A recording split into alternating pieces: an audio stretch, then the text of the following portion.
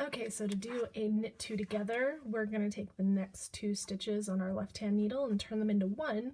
So we'll take a right hand needle to the left of that second stitch, and we're going to go through both. So sometimes it helps to pull a little bit just to get into those stitches. Just go right under the bottom needle. That makes it a little bit easier than trying to enter from the side. Then we're just going to yarn over like normal and pull that through. And I got caught on something, so hold on. Pull that through and slide those two stitches off.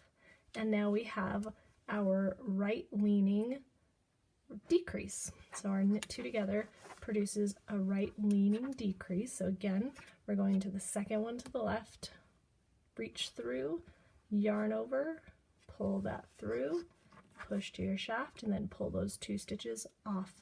So you can see how the stitches kind of lean this way. So again, normal speed. If I can get in there, I kind of pull down, reach around, pull through, and off. So that is the knit two together. If you have any questions, leave them below, like and subscribe, and thank you for watching.